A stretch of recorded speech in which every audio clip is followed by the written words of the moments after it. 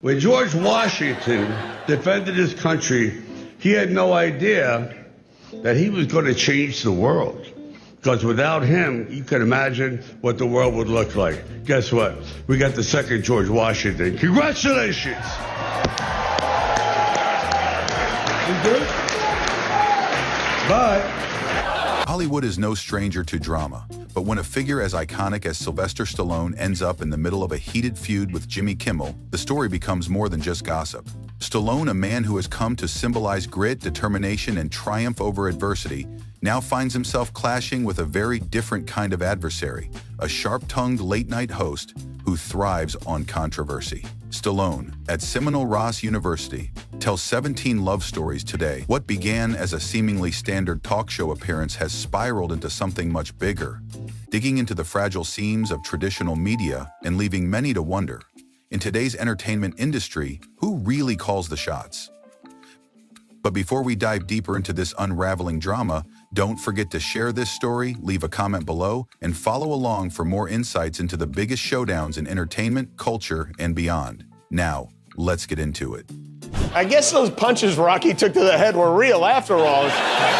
George Washington was the father of our country. Donald Trump is the father of Eric. Big difference there. The clash that caught Hollywood off guard. Jimmy Kimmel has built his career on bold jabs and biting jokes, often at the expense of Hollywood's elite. He's skewered countless celebrities, but this time, he may have underestimated his opponent. Sylvester Stallone was invited to Jimmy Kimmel Live to promote his projects like The Family Stallone and Tulsa King. It should have been a straightforward appearance, another opportunity to celebrate the actor's enduring legacy. As he is 48 years old, instead it took a dramatic turn. It all started with Kimmel's monologue, which oozed with sarcasm and thinly veiled jabs. The late-night comedian took aim at Stallone, questioning his political affiliations and poking fun at his storied career, even throwing in a snide comment about the actor's many on-screen punches, suggesting they may have left a lasting impression on Stallone's judgment. They don't even allow these today. They don't even allow these today because they're so dangerous. But that's what they used when I did the film. They're barely 6 ounces, they're Reyes, and they're literally lethal. So I still have them because it's a time when people were tougher. Sorry, they were. Life is just getting a little easier and easier and easier. And, oh, that's great. It's wonderful, but it's not. I think when we force ourselves into tough situations, that's what the human creature is supposed to do. They're not supposed to have wheels on their suitcases. They're not supposed to have lawnmowers with engines that pull them. At first glance, it might have seemed like typical late-night banter, but fans saw it differently. To them, this wasn't humor, it was outright disrespect. Stallone is no stranger to criticism, but his larger-than-life persona has always been about grit, resilience, and taking the hits life throws your way. This time, though, he wasn't willing to play along quietly. Stallone's fan base, loyal and outspoken, quickly sprang into action. Outrage exploded across social media, where clips of the segment went viral. Supporters condemned Kimmel's remarks, pointing to what they perceived as a pattern of politically charged mockery in his jokes. Instead of letting the moment pass as another outrageous TV segment, it became an internet firestorm. Twammy, what should have been a routine promotional stop turned into a cultural flashpoint, fueling heated debates about respect, entertainment, and the ever-blurring line between comedy and commentary. Stallone, the man who once taught audiences to keep going no matter what, suddenly found himself at the center of a battle that no one saw coming. And to everyone watching, the tension is still thick, with no clear resolution in sight. The backlash erupts. This is a photograph from your high school yearbook. And there you are. And you were, let's see, go down the line here. It's under Herschel Gilmore. Okay, under Herschel Gilmore. Yes. You were best dressed. Yes. You and Katrina Brown. Is that Katrina right there? Best dressed. That's pretty good. Most attractive was, look at the Jingle Fumar. I mean, he must have been a hell of a good-looking guy. Good-looking dude. Jingle Fumar, Debbie Pastrana. I like that a lot. Yeah. Did you know Jingle? Yeah, I did know Jingle. As videos of Kimmel's comments began to spread online, the reaction was immediate and intense. Fans weren't just upset, they were outraged. Sylvester Stallone, a beloved figure in Hollywood, cherished by generations, was being mocked on a stage that many believe should have been neutral ground for entertainment, not a place for cheap shots. But this wasn't only about Kimmel's jokes. For many, it reflected something deeper, a growing rift between mainstream media and celebrities who are no longer willing to conform to its unwritten rules. The situation escalated when whispers started to emerge. Rumors claimed Kimmel had pressured ABC to cancel Stallone's scheduled appearance on the show. If these rumors were true, it wasn't merely unprofessional. It was a blatant attempt to silence a Hollywood icon. But anyone who thought Stallone would take this lying down didn't understand who they were dealing with. Stallone fights back. Sylvester Stallone in Over the Top turns a cherished American dream upside down. Instead of rags to riches, your son in this picture really follows a reverse direction, doesn't it? Could you comment on that? Riches to rags. Well, it's an opportunity to show that you can go back and retrace the steps. We are separated. Because of inadequacies, I feel in myself, I leave the child almost 1 year. And I'm gone for 11 years. Stallone didn't retreat. Instead, he responded in a way only he could, by refusing to play along.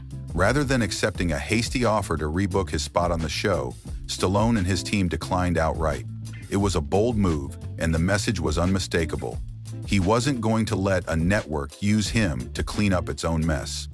What came next turned the spotlight squarely on Kimmel.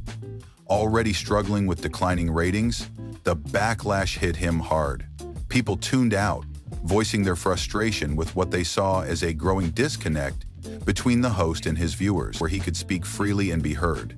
He began appearing on podcasts and independent talk shows, places untouched by corporate scripts or network filters.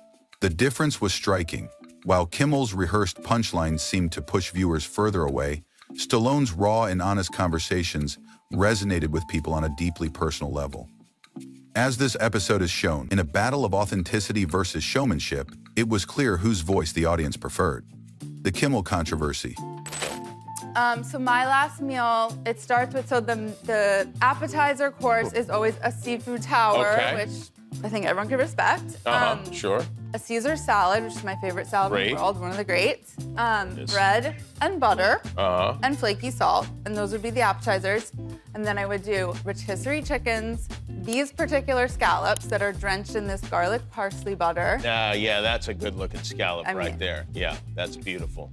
Yeah. And then potatoes 2 ways, bowls of aioli, lemons, lots of dill, and we're done. This is a huge, huge last meal. I mean, it's when you like when you die, it's gonna be. Jimmy Kimmel finds himself in trouble once again, and it's not the first time this has happened. Kimmel has gained a reputation for his sharp political commentary and satire, but it's a tightrope he's been walking for years, a balance between humor and potentially alienating parts of his audience. While many people commend his boldness in addressing difficult and divisive topics, others feel that his personal opinions have seeped too deeply into his show, making it harder for some viewers to connect with his content.